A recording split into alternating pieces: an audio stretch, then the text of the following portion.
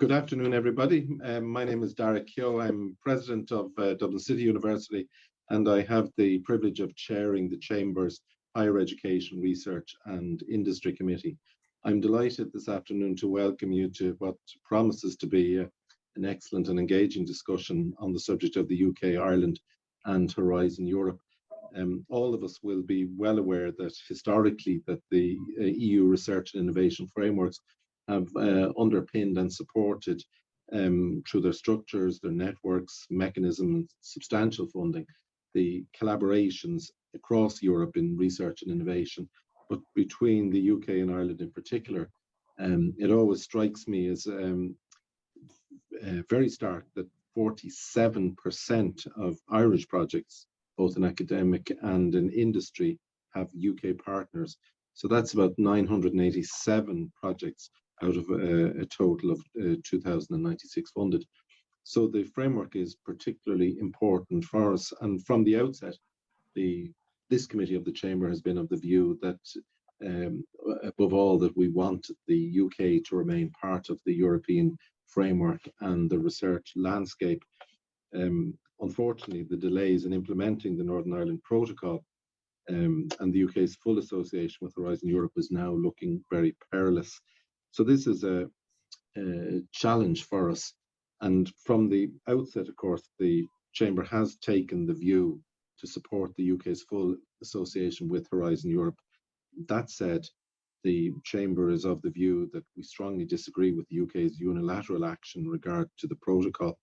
So it's a very difficult situation in which we find ourselves in, and it's that kind of urgency and I suppose the jeopardy that makes this afternoon's discussion all the more important to us.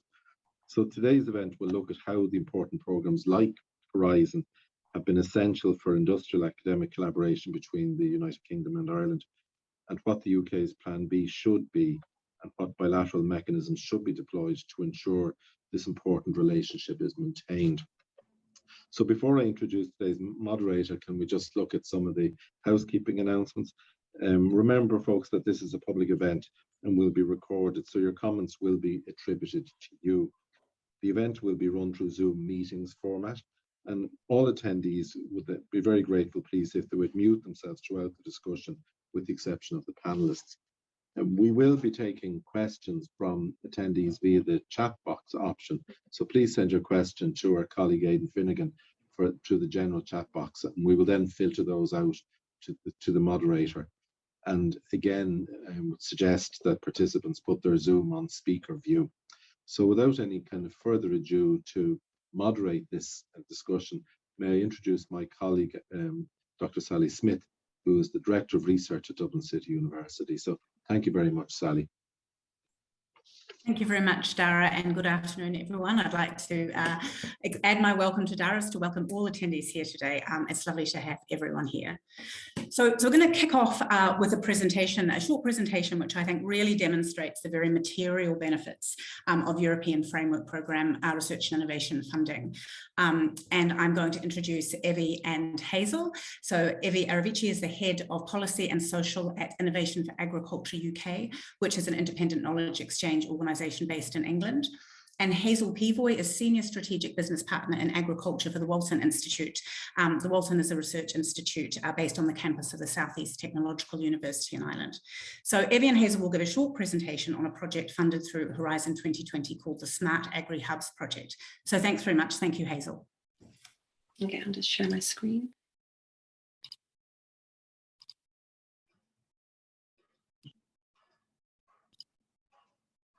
You might just confirm with me, Sally, that you can see that and you can hear me. I can, on both counts. Great, thank you very much.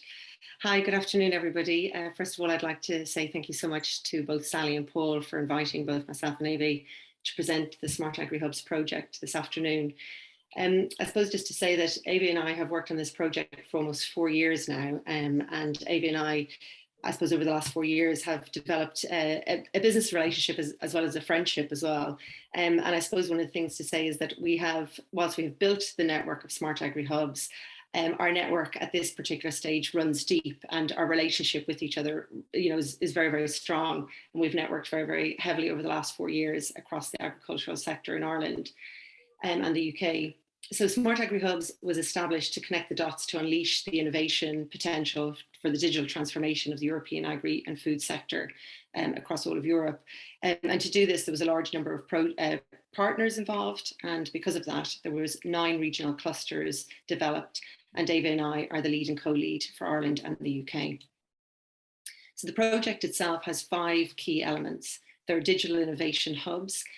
So as an example, the SETU would be considered a mature digital innovation hub, which would provide services as well as kind of policymakers, networkers. We would also have a number of research centres within the SETU that can actually provide a number of different services as well. Off the back of that, then, there were innovation experiments developed as part of the project. There would have been 28 flagship innovation experiments that would have kicked off at the beginning of the project. And each of these innovation experiments were placed across the 9 regional clusters as well. There were competency centres then, which can either be businesses and or research centres themselves that provide a competence to the actual sector and services. And then the innovation portal itself was developed. And the innovation portal then is at smartagrihubs.eu. And the innovation portal itself is to provide all of the information, both as a knowledge transfer and also as a place to network across Europe as well. And then as part of the project, there would have been services and tools for the digital innovation hubs and the competency centres developed in order to support the digitisation of the agricultural sector across Europe. And these then were all kind of a layer of networks that were supported by the regional clusters and have been for the last 4 years. But I suppose coming to the close of this particular project itself, it will actually probably, I suppose we'll see an impact there at that particular stage. The Smart Agrihub project then in numbers itself, there was 108 partners involved. That has been extended because of the actual open calls as well. There was flagship innovation experiments, 28, as I said, were established at the beginning, involving 22 countries and a lot of cross-border collaboration at the time. The impact then itself, there was 30 million additional funding, which was to support 80 new digital solutions. And there were 2 million farms involved in the digitization at that particular time. There was also open calls provided, and there was over 70 new innovation experiments provided at that particular time. And the digital innovation hubs, at the time, there was 140 identified across the 28 member states and, as I said, 9 regional clusters. However, there was well in advance of 260 new digital innovation hubs actually identified. In Ireland alone, we have over 100 members. In Ireland and the UK, we have over 100 members across the 2 countries. So the role of the Smart Agrihubs itself, the flagship innovation experiments, they were to be a high 2R level in order to have an impact on the farming community itself.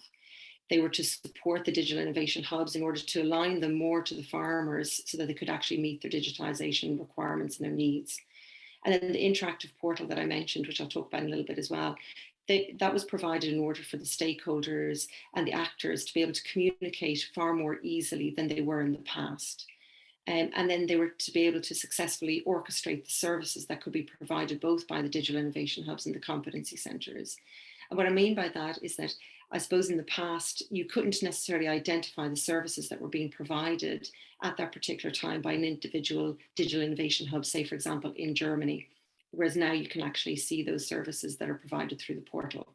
And then there was digital tools that were provided to assess the maturity of the innovation services that were also provided, and also to engage in the multi-actor regional and EU-wide network. The ambitions and achievement then of the regional cluster itself, both Ava and I worked very tirelessly, I suppose, to make the cluster very farmer-centric in order to be able to provide a comprehensive and sustainable agricultural sector going forward. As part of this, we would have worked with a number of different organisations across both Ireland and the UK. And to give you an example of one, over the latter couple of years, we worked very, very closely with SkillNets in order to provide training to digitise, to increase the digitisation requirements of the farmers so that they could actually deploy the products that were being provided out of the Smart Agrihubs project, but also other digital agri projects that were across Europe at that particular time.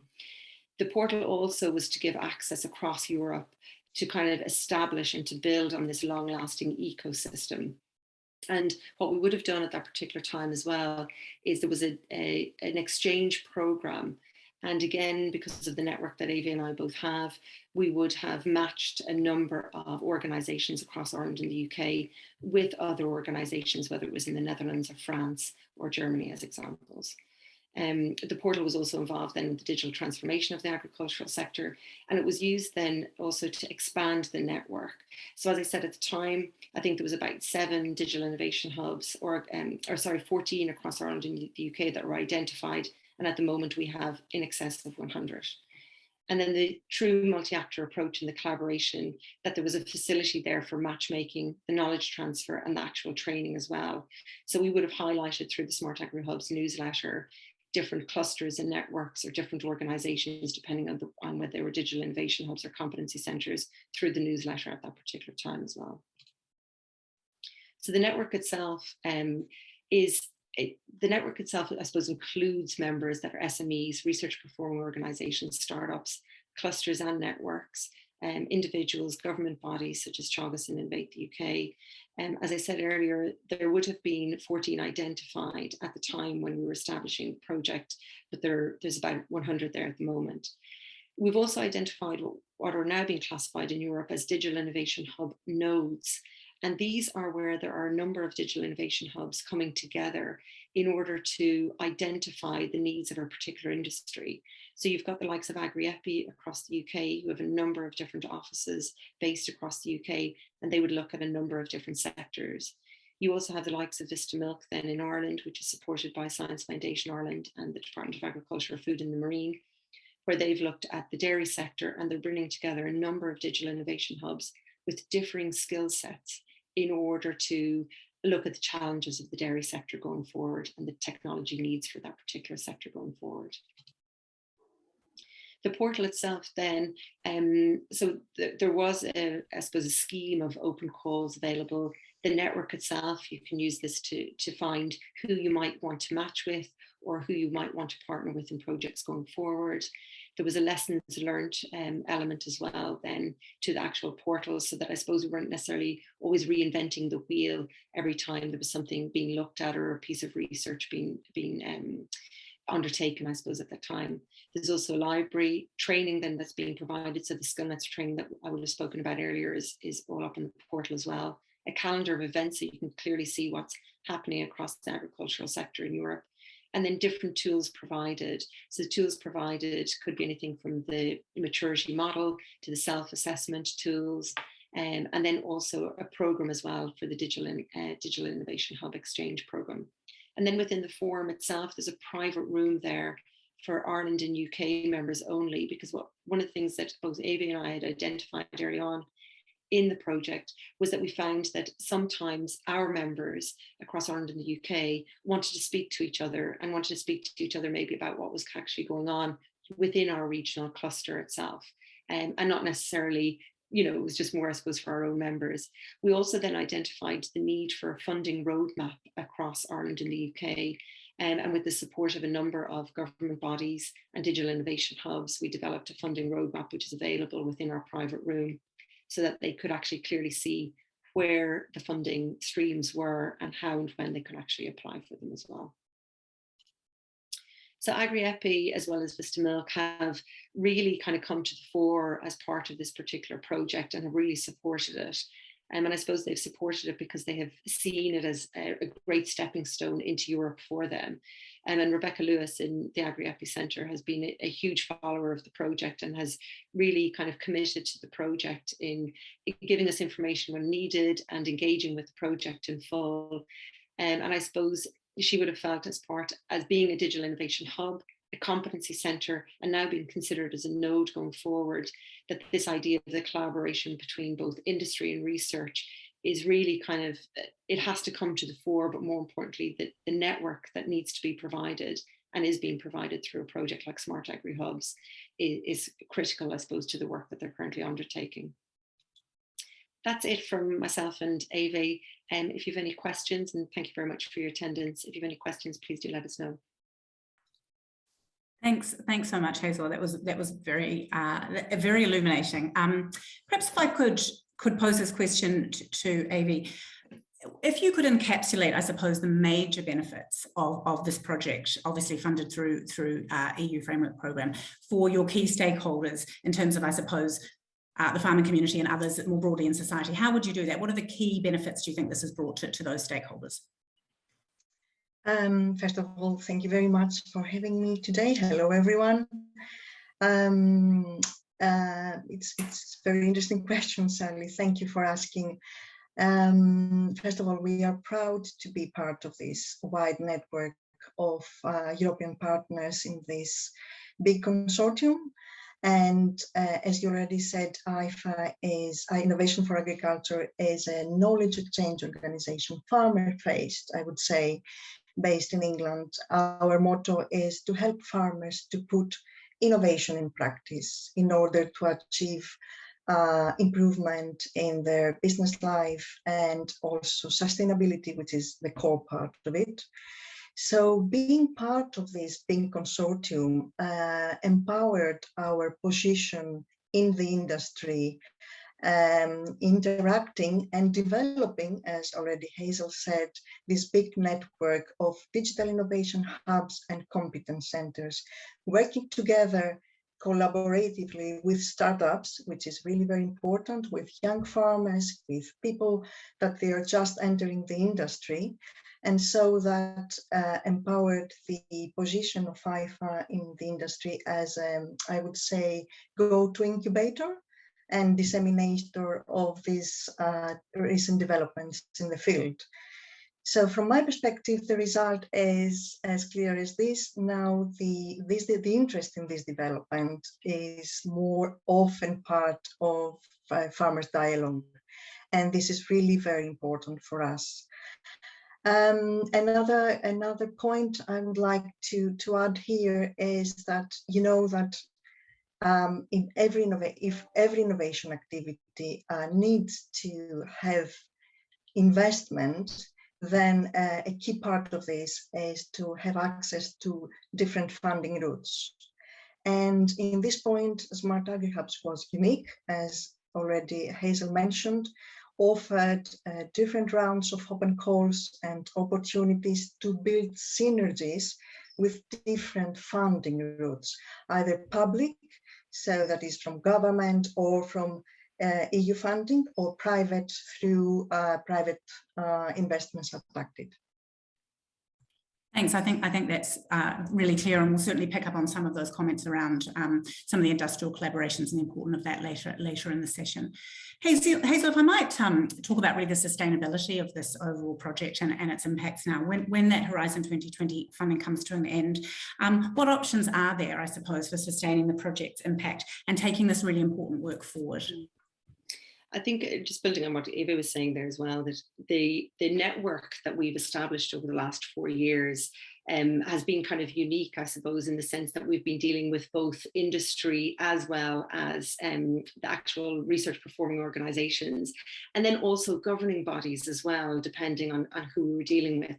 So we've built up this huge bank of knowledge, and all the time you were trying to leverage the actual portal itself, so that in the hope that the sustainability of the project would come via the portal. I suppose one of the things that the project has really looked at over the last year is exactly what we're talking about today, is this kind of the longevity and the sustainability of the project. And I suppose even though whilst we have leveraged the portal doesn't necessarily replace the people per se. So they have looked over the last couple of months at the potential to try and fund the regional clusters going forward, because there is such a huge bank of knowledge within the actual regional cluster leads and co-leads. And I suppose as well, over the latter couple of years, Avi and I have been in a very unique position. There's a lot of competition within this sector. And I suppose we have been seen as these non-competitive partners because, of course, because we've been partners within the project, we're not allowed bid for the open calls. So we have definitely been these kind of bidders of collaboration, I suppose is probably the easiest way to describe it. And they've identified that in Europe, and they've identified it within the project. So what they're hoping to do going forward is to fund the regional clusters. Now, there has been mention of funding those through the European Digital Innovation Hubs, but I know at the moment that they have been, as in the hubs themselves, the European Digital Innovation Hubs were announced or were funded over the last couple of weeks. But whether that is the route that they're going to take or not, I'm not 100% sure. But certainly what I would say with regards to the sustainability of the project is that the collaboration between Avi and I over the latter couple of years, and we've gotten to know both of our networks very, very well. And certainly going forward, because of the relationships that we've established, you know, we will probably do both as much as we possibly can within our part to try and collaborate going forward. But then it really just depends on the funding mechanism, if that allows us to collaborate going forward, which I think is really, really important. We have been one of the highest performing regional clusters in this particular project. And it is because the network itself, you know, it's a unique kind of environment and ecosystem where we want to work together, and we've really successful kind of partnerships. And that has kind of come to the fore in the open calls and different things as well. So the sustainability, there is still a question mark, I suppose, over it. And it depends on the decisions going forward as to how we'll be able to collaborate going forward. Thanks very much. And I think that's absolutely a great point to end on. I mean, there's so much, obviously very powerful work that's going on here, which is actually fundamentally in doubt, I guess, because of the lack of assurance around funding mechanisms. Thanks very much, both. That was really interesting. Thank you. I'd like to, if I can move on now, to introduce our panelists who will be taking part in our panel discussion. On the panel, we have Professor Tom Brown, who is the Vice Principal for Research Innovation at the University of St Andrews in Scotland. Also on the panel is Helen Stanton, who is the Manager of Public Engagement, Outreach and Education at Devonish, which, as many of you know, is an international agri-tech company based in Belfast. Paul Mason is also here. He's the Head of Global Research and Innovation from Universities UK International. And finally, Professor Kirsten May, who's the President of the University of Limerick. So welcome to all our panelists, and thanks very much for joining us this afternoon. Peter, if I may, I might start with you. We've just heard really and seen an excellent example of a collaborative project funded under the previous EU Research and Innovation Framework programme. So from a UK perspective, Peter, how would you characterise the impact that Horizon 2020 and its predecessors have had on the UK system? Hi, Sally. Thanks. And let me just say firstly, it's great to be here to discuss this very important and immediate topic with you all. From a British perspective, I think it's undoubted that Horizon 2020 and the previous framework programs, and we hope Horizon Europe, have and will be massively important for the UK university research base. I mean, there's so many different aspects here that I could point to, so I'll try to limit myself to the most important ones. I think, firstly, it's undeniable there's a massive financial dividend that universities in the UK have derived. I mean, obviously, it's Horizon 2020 was a program worth nearly 90 billion euros. I think around 8 billion euros received by UK institutions alone, which makes up getting on for, I think, 20% of university research budgets over the course of the programme. So clearly, that's a very important source of funding, but not just bountiful funding, but secure and long-term funding. I think that's a really important aspect to underline here. The fact that the programmes are 7 years in duration contrasts with the domestic funding base, where we're restricted to short multi-year spending reviews. Currently, we're just starting at a 3-year spending review. And moreover, it's a 7-year programme which is based on the success of 7 or 8 predecessors, going back to the mid-80s. So you have program networks that have been funded through successive programs, which have enabled them to develop those really strong working relationships over many years. Obviously, that implies great access to collaborative networks, which is really vital for the sector. The UK has the highest rate of international co-authorship of research publications among the top 20 research producing countries in the world, which correlates with a higher field-weighted citation impact. So, clearly access to the framework programs has facilitated that co-authorship primarily with European partners, but not only with them, which is obviously really important for universities. Scientific leadership is another aspect I'd point to. I think the UK coordinated over 20% of Horizon 2020 projects. So obviously, putting those UK PIs in a position where they're leading these really important cutting-edge scientific projects. And maybe just a couple more points, not to go on for too long, but I think there's a clear link here between access to the framework programs and the UK's attractiveness to talent and our ability to retain talent across the disciplinary spectrum. I think this is both in a direct way, because researchers can apply for example, ERC and Marie Skłodowska-Curie funding and the European Innovation Council at UK institutions, but also because it adds to the diversity of the UK funding system and that funding offer, which helps to make the UK an attractive place to work and to collaborate with. And finally, which is, I think, in many ways probably the most important aspect, I think it's absolutely critical access to this massive multilateral scheme at scale for enhancing our ability to contribute towards the resolution of global challenges.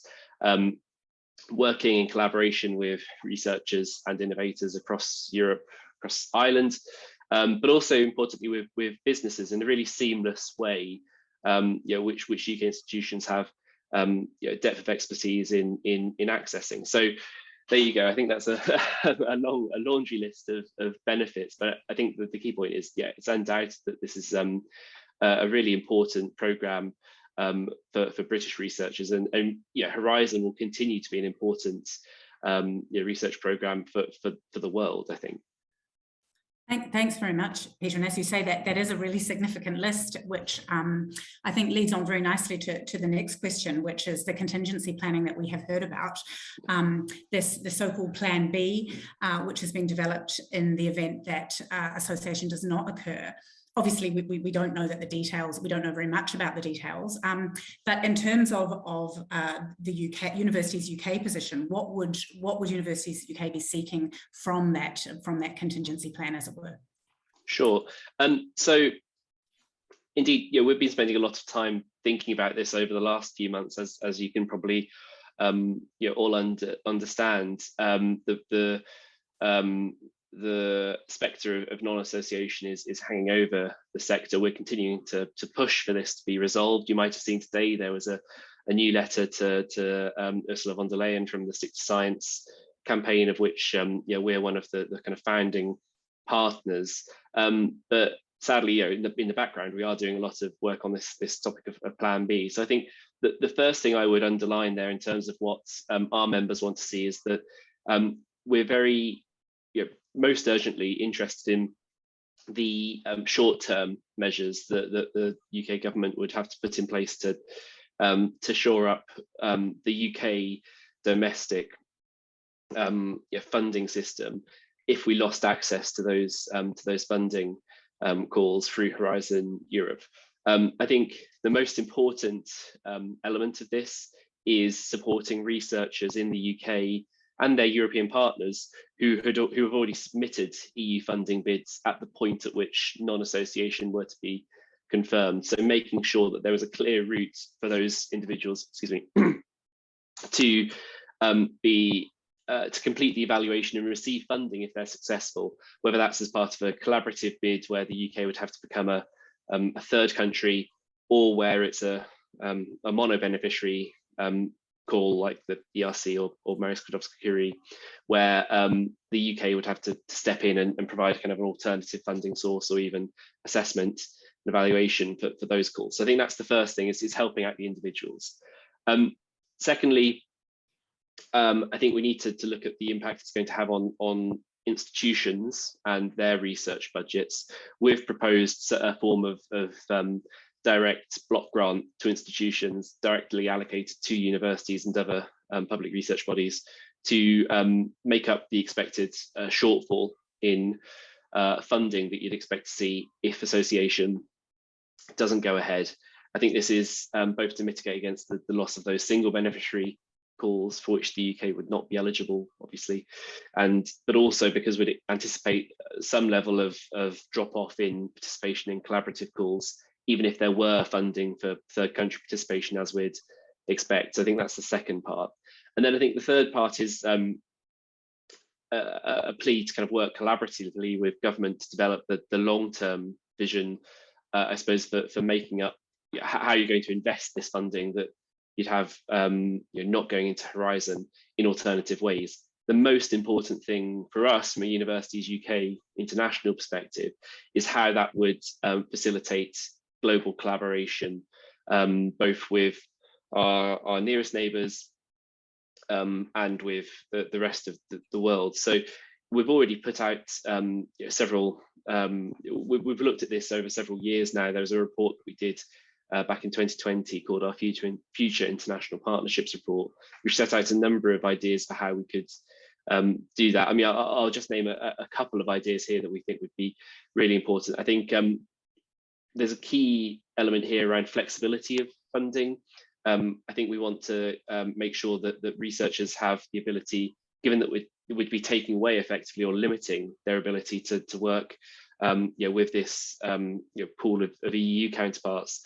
We're keen to we'd be keen to enable them to open up collaboration opportunities in a flexible way with whoever they feel that is important for their project. So UK R&I has a scheme called the International Co-Investigator scheme, so they can essentially PIs can allocate part of their grant to, I think, up to 30% to international partners to fund their direct costs.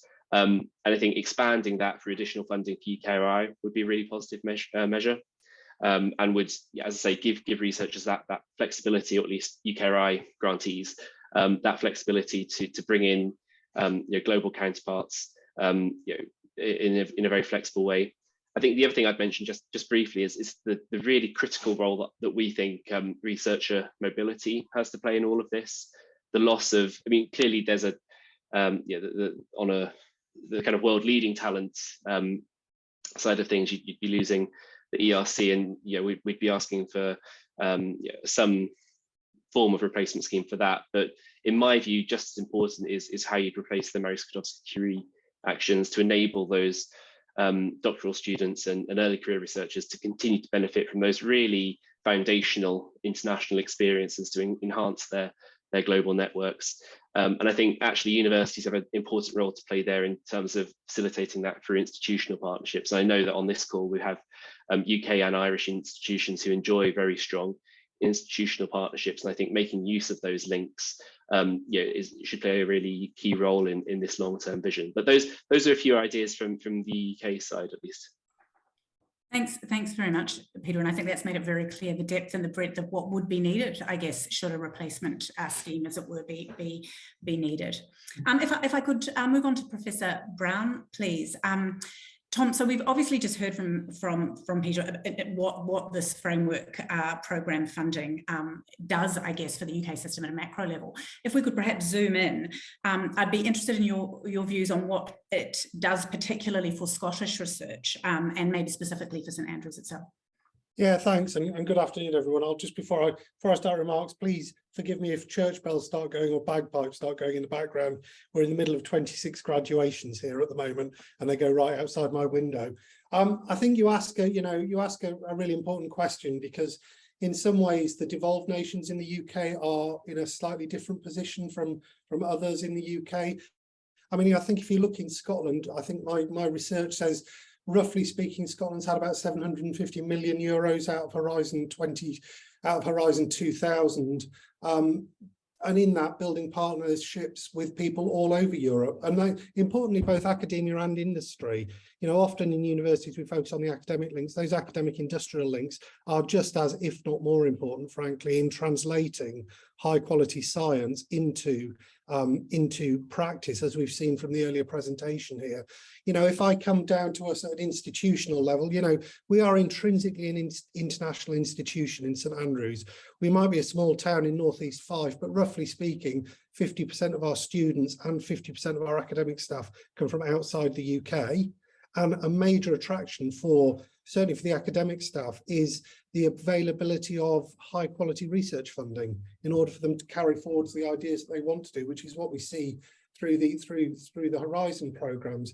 And and just to agree, when I did the calculation of our research funding, about 20% of that is coming through the EU at the moment, when I look at the numbers for the last couple of financial years. Now, I think what's really important is I was listening to Jeremy Farrar being interviewed on the radio this morning, and he was saying, it was very interesting, it's not about the money. This is about the activity which is enabled by the money. And frankly, in a world which grows ever more complex, we need to be able to sit within these complex organizations of researchers to address the kinds of topics which are being talked about here. We're being promoted, the importance of multidisciplinary approaches, all of those sorts of things are intrinsically addressed through Horizon style funding and bringing the teams together to deliver on the most complex problems that there are out there. For us, it's also important that the EU recognises individual academic excellence. As an institution, ERC for us is particularly important, and the ability to fund right across the academic disciplines in the university is something which is easily missed, but incredibly important. And finally, on this question, to come back, I also agree about mobility. It's that transfer of expertise that's key to us in bringing new ideas and techniques that benefit both the university, the wider Scottish sector, and the individual researchers as they build their careers. So all of the above are what are important to me as an institution around that Horizon funding. Yeah, thanks so much, Tom. I think you allude to a point that's very important, which is obviously not only will the UK system be a casualty, in terms of its own research culture and its own research internationalization should association not happen, but actually many partners in the EU will obviously be very deleteriously impacted by lack of engagement, ability to engage with UK academics. I was wondering if you could tell us about any particularly impactful projects St Andrews has had with Irish partners, perhaps just to illustrate that point a little bit more fully. Yeah, absolutely. I mean, I think I did a quick, well, when I say my team did a quick survey for me before I came onto the call. We've published somewhere around 250 publications jointly with Irish universities between 2018 and 2021. We've got major collaborations running here with UCC, with Trinity, and with UCD, for example, where some of this research is funded, some of it isn't funded. In terms of funding through the EU, we see major links in, for example, fisheries ecology. How do we develop sustainable fisheries? That's important both to Ireland, the UK, and particularly to Scotland, and that Scotland-Ireland link becomes very important here about how you manage the natural resources that are out there. We're also working closely, for example, with Irish companies on developing new TB drugs and new testing for TB and drug-resistant TB, trying to address, again, one of the world's most major disease-related problems, again, linked through these kinds of things. But I think it's not just about the funded research that's linked to Ireland, but also about our impactful research which is linked to Ireland. So, for example, we've got researchers, John Wilson, working in management, is busy informing quite a lot of Irish policy, for example, around the development of credit unions in Ireland. And as Ireland still recovers from the financial shocks that happened in 2008, 2009, that kind of work's important. And even while I was doing a bit of research on this, we've got pretty strong links in of all things sacred music. So developing new ideas in sacred music and what that means. Some of these are funded, some of these aren't, but they're all valuable research and impact links for us as a university, which really proves that that link between Scotland, the UK and Ireland is a really important one to us, and one that we value very highly. Yeah, thanks very much. And from a personal perspective, as a humanities person, it's always great to hear, a strong advocacy for the arts and humanities. And just finally, Tom, Peter gave us a brief outline in relation to the UK's Plan B, again on a somewhat macro scale. For a Plan B to work for Scotland and St Andrews, what would be needed here in terms of its components? Yeah, fantastic. Great question, Sally. And Peter's gone some way towards answering that. My easiest answer to this would be clarity. It's really hard to position yourself for a game when you don't know the shape of the pitch, let alone what's in the rule book, which is currently where we are at the moment. We need to ensure that we value existing partnerships and networks through any Plan B. We can't just start things from scratch through Plan B. These relationships that exist have taken years to develop, and anything that we do will need to recognise the importance of those relationships and the importance of funding. The key benefit to us through EU funding, of course, is that all of the partners tend to be funded in these grants. Any sort of swashbuckling international approach that the UK may choose to develop, which is only funding one side of that approach, is going to be very difficult to make work, and is going to need a lot of bilateral negotiation with partners wherever they are in the world to make that work. So again, you know, we need to be thinking quite hard about this. Just to answer the point you mentioned there, Sally, for our perspective, I would love to see funding of both quality and breadth. It's very easy. The UK, and particularly south of the border, are very hung up on a discussion around the importance of STEM research, without necessarily recognising the importance of research across the arts and humanities and the social sciences in what they can also contribute economically and economic development through those routes. So I would like to see some of those recognised in a way that the ERC, for example, is recognising that research in a way that isn't easily replicated elsewhere in the UK. From a Scottish perspective, what matters to us also is thinking about how that funding is distributed in the UK. So, for example, if that funding is distributed directly to the Scottish government via the Barnett funding formula, there's nothing to say that that will end up in research in Scottish universities and Scottish institutions. You know, it will then be up to the Scottish government and for us to make a case to the Scottish government to do that. So there's a lot of work to be done in the background in understanding what needs to happen, but also how that funding will be distributed between government departments in the UK. So we're very familiar with working, for example, with UK R&I, but as soon as that figure, now the figure is what, 6.5 billion, Peter will tell me if I'm wrong, something like that people are talking about. There's probably going to be a bit of a free-for-all around government departments in Westminster as well, trying to claim different parts of that. And we don't really understand how that's going to play out, and also how that then plays out within the UK government commitments to increasing research funding. Finally, sorry, Sally, I know I've gone on a bit. Finally, we're already seeing the effects on staff around the uncertainty that there is in funding. You know, particularly around ERC, we've already begun losing researchers as a result of what's happening now. We need some certainty to enable people to be able to plan and build careers with the focus that they need to address these really important research programs that are out there. Thanks so much, Tom. I think a lot of very compelling stuff there, right? And really important to hear from the Scottish perspective. If I can move on to Professor May, Kirsten. So I think, as I said, we've got a really compelling case here for why Horizon Europe Association would be so powerful for the UK status. It'd be interesting to hear your thoughts on what that means for Ireland and why the Irish system in particular needs that association to happen. Well, thank you very much, Sally, for having me in this discussion.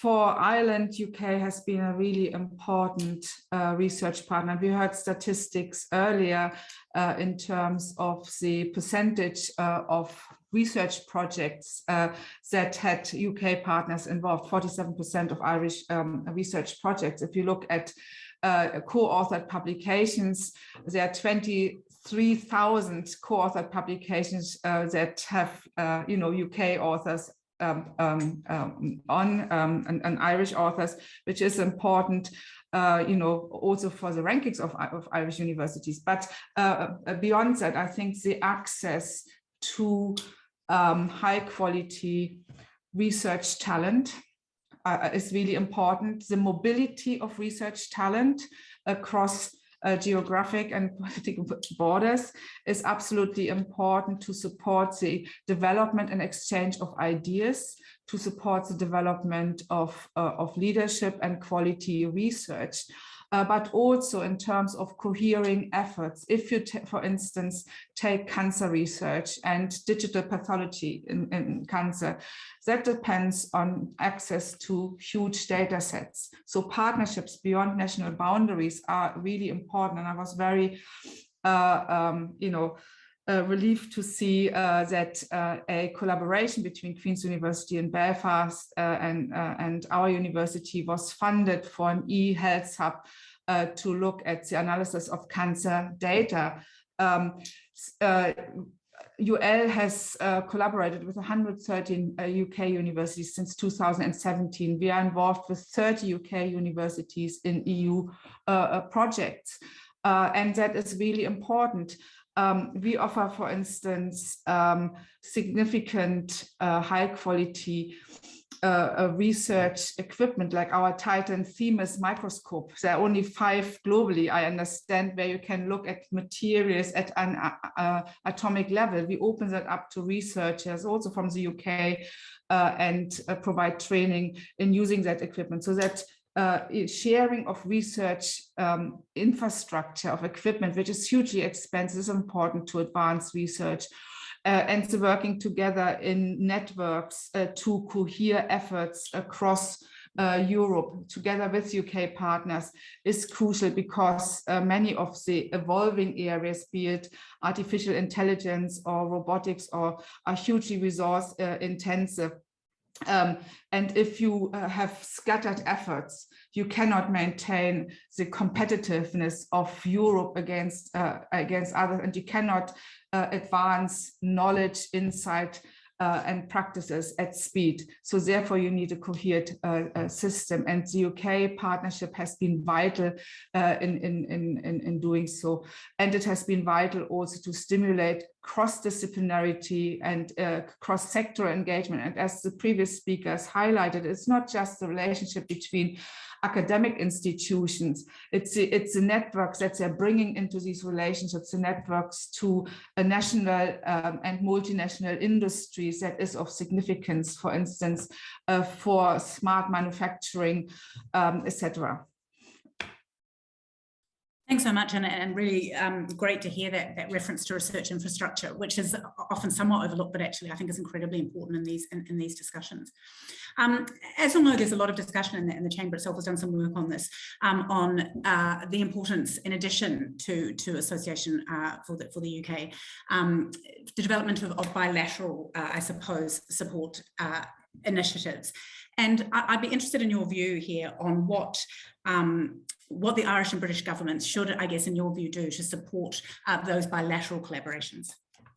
Yeah, I think it is important that resources are being identified and allocated so that the bilateral relationships can continue and are not being significantly disrupted, because I think that would be really detrimental.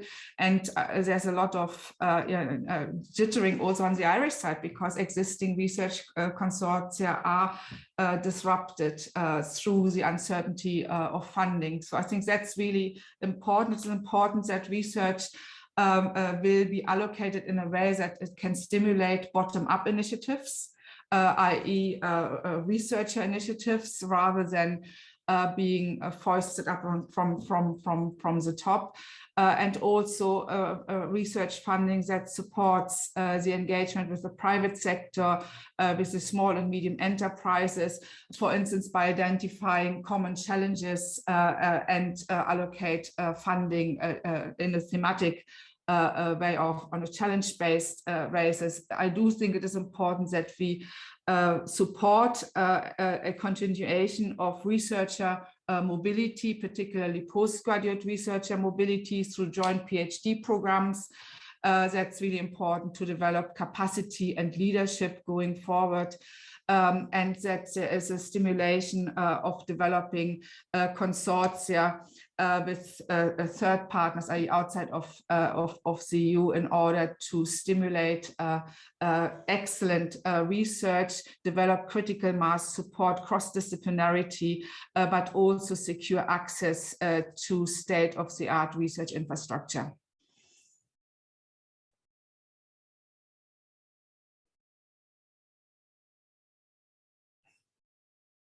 I think I silenced everyone. Flexibility, perhaps I could throw in flexibility as a key element in order to enable both a responsive research culture as well as the discovery research. Okay, I think we may have a technical problem there with Sally. So Helen, unfortunately for you, you'll have to deal with me, which I apologize, I'm probably less sophisticated in every way than Sally. But I might put this question to you. Devonage engages with projects around all islands, and an EU UK lens from both an industry and a research and academic perspective. Could you tell us more about Devonish's work, the research funding you receive from Horizon Europe, and the cross-border, cross-jurisdictional collaborations you currently engage in? Sure. Well, just to give a little bit of background to everybody on the call, Devonish is a global agri-technology company, and so that gives us, I suppose, an interesting perspective in that we have research teams both north and south. Our headquarters is in Belfast, but we have a research farm in County Meath, and we have research going on, you know, all around the world, actually, in other continents as well. And really, the more I think of it, you know, even whether we're talking about a research team up north who has research partners and you know, whether they will be able to access EU funding easily, or whether we're talking about a research team in Meath and, you know, who has UK partners within the projects that they are working on, it's the same issue in that it is guillotining, or threatens to guillotine, I suppose, the relationships. And it's backing up Professor Tom Brown's point really very strongly, in that, you know, no research project is in isolation. You generally have research ideas and extensions of existing research in mind and in collaboration and in discussion for quite lengthy periods of time. And it takes a while to build these relationships and to build the trust and to know who you can call on, you know, for specific research input and expertise. And so to, you know, it creates a distortion, which we're all very well aware of at this stage, into that whole process. So it isn't about individual funding or individual projects. It really is about the relationships and the ongoing relationships that you build over the course of a career, whether you're in universities or whether you're in private business. I suppose it's good to use individual projects as an illustration. So absolutely, if the UK is not given associate status, like what would that mean for a project like Devonish? What would be the impact for an Irish company or a company operates across jurisdictional if they're not given associate status? Because it's a good illustration of other companies that will be impacted. Yeah, well, if I take, I'll just take 3 projects that we're, you know, currently working on. So in County Meath, our flagship project would be an EU-funded project called Project Heartland, which is into multi-species grazing swords. So we're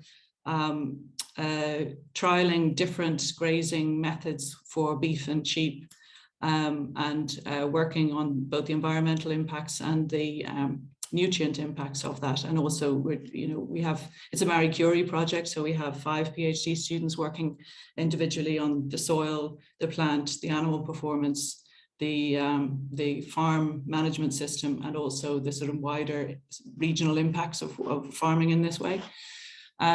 So that has a UK partner, University of Gloucestershire. And, you know, if Heartland is to have, you know, if we were to go forward, which we would very much like to, you know, because it's, you know, creating some really, really nice results. You know, it obviously raises a question mark about whether, you know, what would be the status of that partner, you know, going forward. So, you know, whereas Heartland could, you know, being based down south, it would probably not have a problem applying for the Horizon funds. That particular project might lose its, you know, a valuable UK partner. If we wanted to look at future work, like our research farm in Meath also collaborates strongly with Queen's on entirely different work. Queen's has extraordinary expertise in methane reducing compounds for ruminant agriculture. This is really, really important for, you know, the work we want to do for sustainable agriculture. If we get cut off from that expertise, you know, we can't replicate that easily. And that's, you know, a strong relationship built over years. You know, our Jean Kennedy, who was supposed to be on this call, is a research fellow in Queen's. You know, and if, you know, that aside from her work in County Meath. So, you know, to lose that kind of close collaboration, you know, is very difficult to continue to work. I mean, maybe there will be Plan B funds, maybe it will be possible to cobble that together, but it creates a huge administrative burden before you even get to the research. Then if I take a third project, we are just about to sign, we have been successful in getting Horizon 2020 funding for work which would be between a Belfast research team and Newcastle University and some other EU partners, and that would be researching the impact on consumer behavioural change if the consumer was provided with information that not just a nutritional index, but also an environmental index, so that they would have a sense of the sustainability or the climate impact of a food product and whether that would affect behavioural change for the consumer. And if so, what would be the impact on the food supply chain as well? Again, we're just actually waiting whether we actually sign up to this. It's in an advanced stage of the contract negotiation, but we actually don't know whether really realistically the Belfast-based team can apply or can sign up to this. So it's at a very difficult stage. That gives you just a kind of even for, you would think a global company would be able to mitigate the consequences of something like this, but it doesn't really work that way. You have specific research teams aligned to specific geographical areas, and they have committed ongoing collaborative relationships. It's very difficult to suddenly change everything. I wonder if enough has been done to highlight not just the impact for academic institutions and universities across the UK and indeed their partners in Europe, but the industrial impact. We've had two highlights today. You've given examples of just 3 projects that you as a one company have. There's multiples across that in Europe, and I wonder if enough has been done to highlight that. It's something we're going to definitely turn up the heat on, and then certainly in relation to Plan B, it's something that definitely needs to have a clear focus on, but also other countries. If the UK is outside Horizon Europe, we have to look at bilateral relationships and play our part to see what they would look like. I believe, speaking of being locked out, I believe Sally, you were locked out, but you're back in again. I am. Apologies, everybody. Yeah, this is something unfortunately that happens quite a bit to me. Thanks very much, Paul and Helen. Paul, may I pose questions to the whole panel at this stage? Is Please, that yes? Yeah. So I guess my feeling is from the responses that we've had this afternoon is that we've had some, as again Sarah said, really powerful stories and examples of the impacts, particularly on higher education institutions and the impacts on industry. But I guess underneath both of those type of institutions are ordinary people and ordinary citizens. And one of the things we are all very conscious of is the social and economic impact of our research, particularly in terms of sort of real people and citizens on the ground. I was wondering if anyone on the panel would like to share thoughts on what a lack of association and what a lack of these, an absence of mechanisms to keep this kind of cooperation going and this kind of collaborative endeavour going, what impact that will have on the ordinary, I guess, citizens of both of our jurisdictions.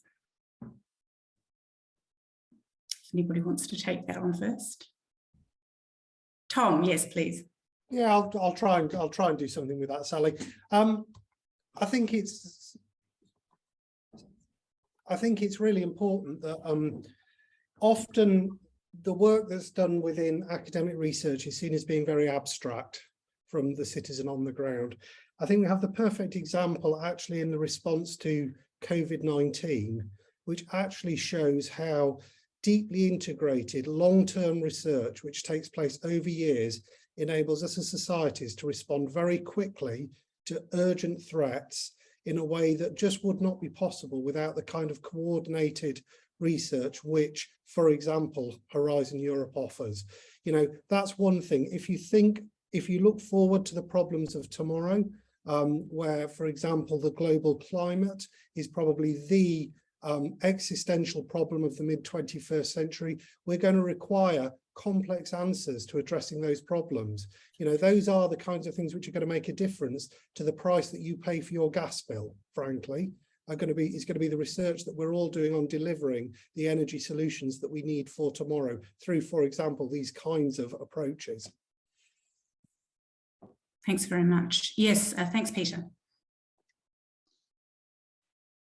Thanks. I think I complement what sorry, I thought I was muted. Complement what Tom says by, I think, pointing specifically to the what is possible within Horizon because of the scale of the program, which is precisely the thing you'd be lacking by doing things domestically. I think what you see in Horizon, I think, is aspirational very ambitious missions or the objectives driving some of the partnerships, which I think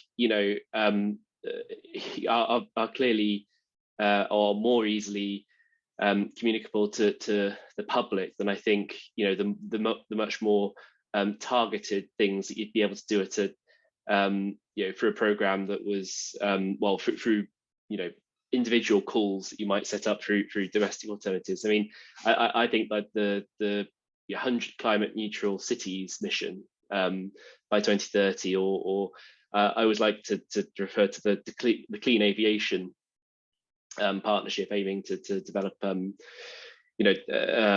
aircraft which don't rely on a single drop of fossil fuels by I think 2030 is the 2030s is the objective, and things like that. I think which you can obviously hopefully we can contribute to things like that if we do end up in plan B, but you can't. I think it's just more difficult, isn't it, to say that we're going to do this thing at the same scale when you're clearly participating in a program which is much more necessarily limited in scope and focus.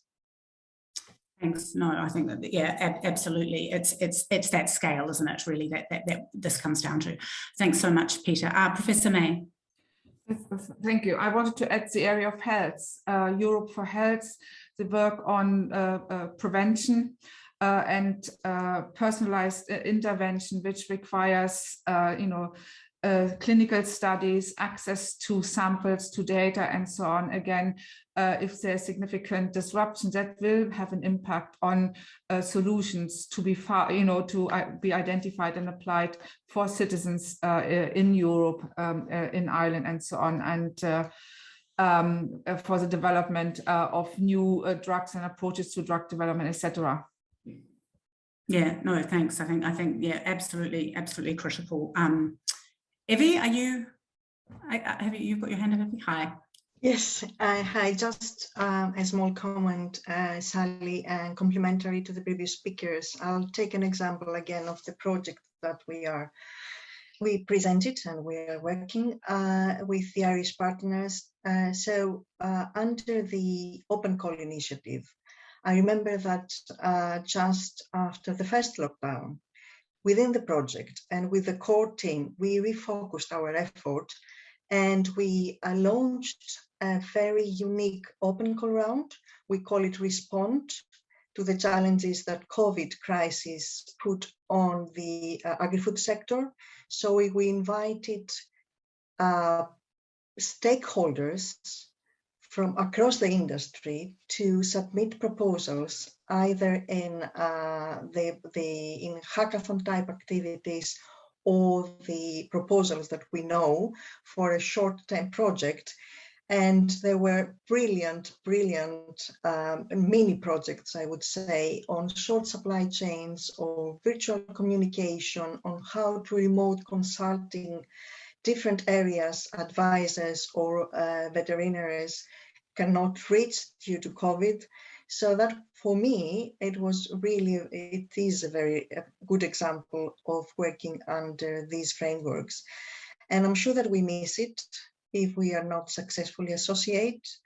And I also support the brilliant comment by Tom and Peter that for me, it's not the money, it's the ability to compete with international partners. And it's also, if we are going to look only inwards and not outwards, we are going to miss this ability to compete. And that would be really sad for us, I think. And that's my personal perspective. No, thanks so much. And I think it echoes a lot of what the commentary has been today. If I may direct one more question to the panel before we go to audience questions. Just a sort of a very punchy and succinct question, I guess. What specific messages would you have for policymakers in the Commission and the Irish government and the UK government now? I mean, we do have that sense of a plea for clarity, which has been made, but other than the clarity, I suppose, which is a significant issue, what specific messages would you have in terms of the panel to those parties?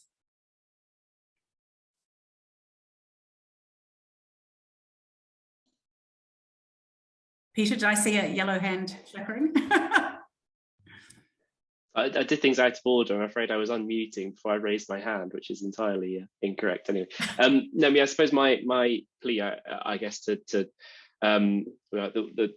was going to say to the UK side, I suppose it's the clarity point, which I think is really important. We do need, more information, and not just kind of superficial. I think they need to be quite detailed at this point. And even though it's, we're not saying be patient. Let's see if we can get this through. But in the meantime, please enable us to plan for what the non-association outcome would look like. I think to the I'd reiterate the messages from the Stick to Science campaign to EU stakeholders that it's not too late. There is a mutual benefit that is available here by progressing Horizon Association and trying to kind of delimit it from the other areas of the TCA, because I think the decision is imminent. And I think that the other thing which I note is that this is a long-term shift. I think the change that's coming, if it comes, is not going to be something that can be reversed in the short term. I mean, I'd never say never, but I think you're looking at years rather than months. So I think it's just to reiterate that this is a kind of a we've talked in recent weeks of a precipice, which I don't want to appear kind of to be catastrophizing, but it is, this is we're on the cusp of a pretty fundamental shift in direction. Yeah, thanks, Peter. And I think it is an alarming metaphor, but I think probably apt at this stage. Professor Brown. Yeah, thanks. I'll try and be very succinct. I think Peter's message of stick to science, stick to the science is very justified. I think also please be aware of the effects of the health, welfare and economic effects on the populations of your countries here by what is so easily lost and so difficult to regain. Thanks so much. Brilliantly put. And Professor May. Yes, very succinctly, continue to engage in a dialogue to secure funding, bilateral funding to support the continuation of existing consortia and allow the establishment of new partnerships going forward. Thanks so much. I think those are very, very punchy statements, which I certainly hope are attended to more broadly. So thanks very much, everyone. Now, I believe we do have some questions from attendees. And if I can pass over to Aidan from the Chamber, he'll be able to pose a few of those. Thanks, Ali, and to our participants. It's been a fascinating discussion so far. I've gotten a number of questions in via the chat box. Thanks to those that have sent them in. So the first question that we have in is somewhat UK focused. So if I could ask Peter and Tom to come in on this. Is there a concern amongst UK universities that there'll be a loss of prestige to them by the researchers no longer being able to receive ERC funding, that a replacement British only award will not be held in the same esteem by researchers? So if I could start with yourself, Tom, and then Peter. Yeah, I mean, I think that's absolutely true. As I said, we're already beginning to lose researchers who want to retain ERC grants with the benefits and prestige that go with them, which won't be covered under this in the same way under the UK R&I guarantee, which will guarantee the money but not the prestige necessarily. Yeah, I echo all of that.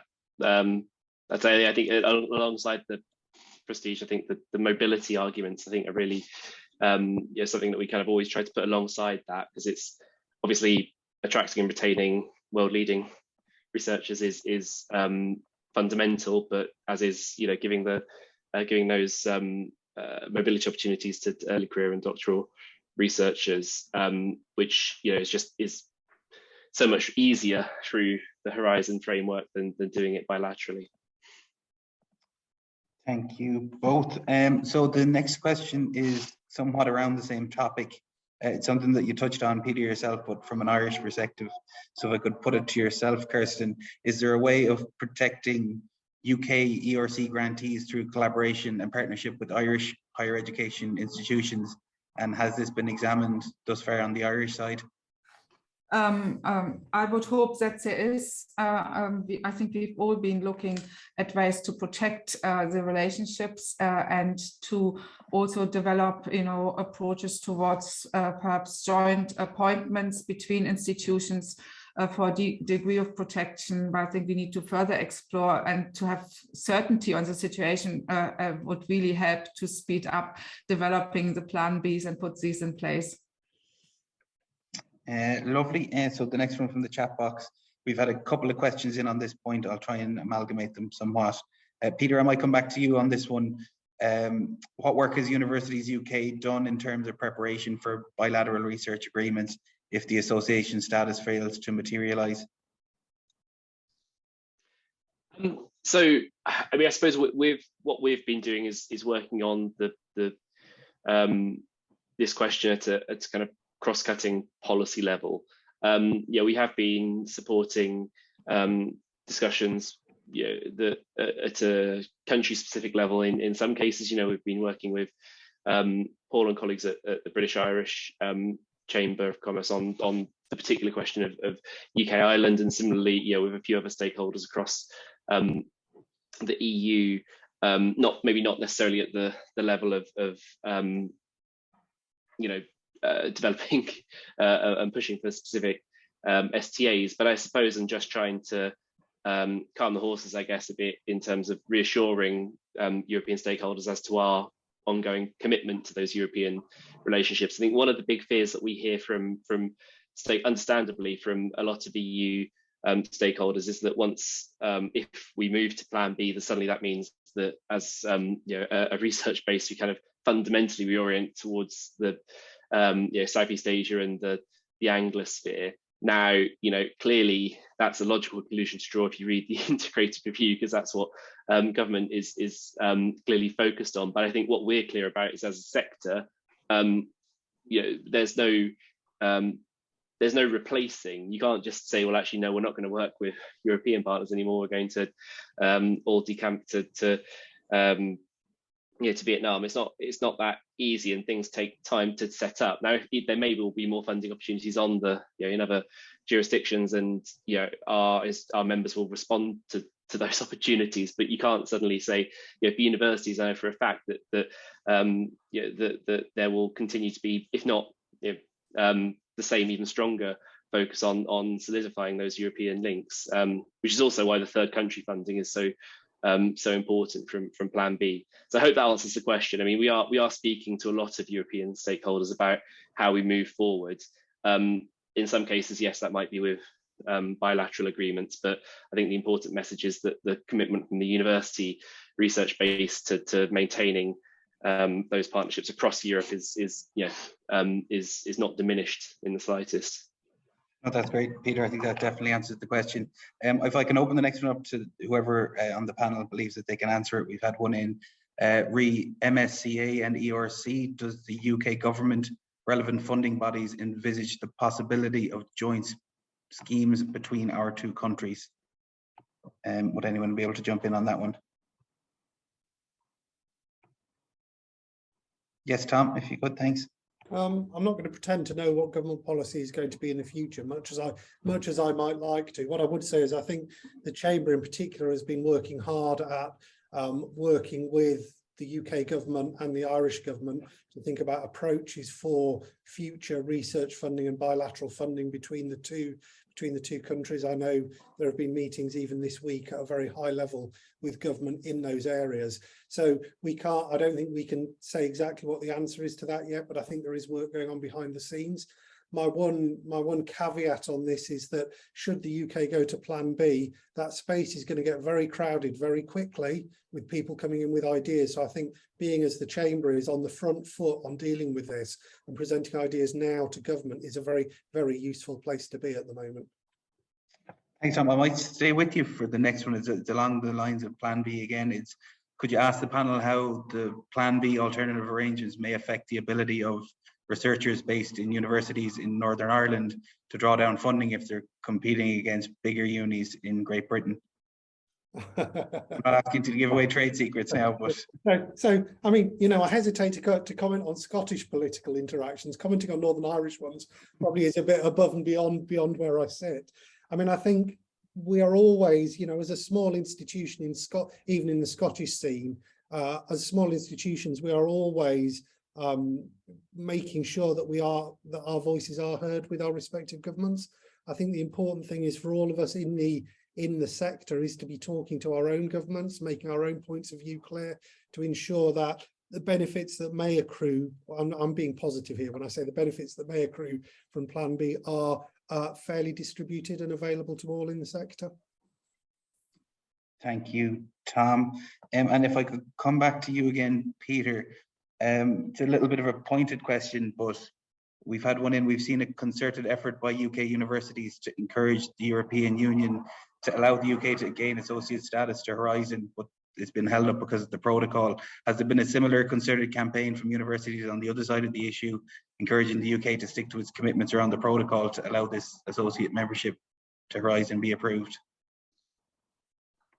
I'm happy to respond to that. I mean, I think I would say in terms of this EU sector response, there's been a really strong level of support from down from the European University Association down to kind of individual institutions who've shown a remarkable degree of commitment to this ideal of depoliticizing collaboration. Now, I take the point about, obviously, there are broader political circumstances that we're operating within.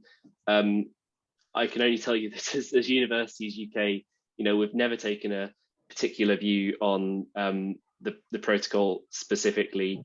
I understand, obviously, that the unilateral action that the UK government is proposing is clearly not a great way to foster a spirit of kind of trust and a good working relationship with a key international partner. So I think that's all I can say on that front. I mean, we continue to call for it to be set aside from other political debates, although obviously we recognise the kind of the strength of feeling there. Thanks, Peter. And if I could finish off by bringing yourself back in, Helen, for the industry perspective, just on the wider issue of the Horizon associate status, do you think that industry has said enough in the public sphere, or have they been a little bit too quiet on the topic to allow the debate to develop fully? Oh, I'm afraid I'm just not in a good position to comment on whether industry have done enough. I'm sorry. That's perfectly fair. So that's all from our chat box. I will give the microphone back to Sally. Thanks so much, everyone. I think those were great questions and really drew out some of the really, really important points of this discussion. And if I can hand over to Paul, you met him before when my infrastructure let us all down. Paul is the Deputy Director General of the British Irish Chamber of Commerce, for some closing words. Thanks, Paul. Thank you, Sally, and thank you to Evie, Hazel, Tom, Helen, Peter, Kirsten, and indeed Aidan there for fielding the questions at the end. Thank you all so much for taking the time and the preparation in advance of this event. I think, personally speaking, I know I'm biased on it, I thought it was excellent, and it gave us a clear idea of the different priorities. And my takeaways on it are the success of Horizon Europe and its precursors has been critical for many collaborations through the European research area and beyond, but not least for UK Ireland. So this isn't just a discussion that will impact the UK, it will impact Ireland and other European partners as well. So I believe that it's clear that the UK should be granted associate status.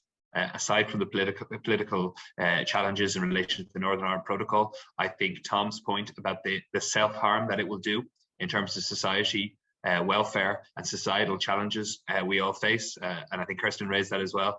I think the UK should be granted her associate status, and we can deal with the politics in the realms of politics, and that's where it should be. And it's a position that the Chamber has taken and continues to endorse. I also take the point in terms of the best case scenario status from a research perspective, but I would like to highlight that from what I gather from this event is all will not be totally lost if the UK isn't granted associate status. And the imperative now shifts to stakeholders and partners of the UK to look at what wide-ranging bilateral arrangements would look like to maintain, protect, and indeed grow the partnerships and collaborations that take place, not just on a academic basis, but on an industry basis as well. And my view is we to take the last question, Helen, I think we need to have more of a spotlight that we've seen a bit today at today's event, the impact it would have not just on the academic sector, which is incredibly important, and the effect on society, but for businesses and jobs right now, the importance that Horizon underpins in relation to that. What I will say in closing is the Chamber will continue to advocate for the UK's full associate status. Equally, we will now up our game, and I think Peter and Tom have spoken about the meetings we've had on the last number of weeks with Keir Starmer, with Kwasi Kwarteng, Simon Harris's team previously, about bilateral arrangements between the UK and Ireland, and we'll do a lot more in this area. And to that, I would say, if you would want to get involved in this discussion that the Chamber is having on a daily and weekly and a daily basis, feel free to join our Higher Education Committee if you aren't already a member, to drop Catherine or myself or Aidan a line. That'd be much appreciated.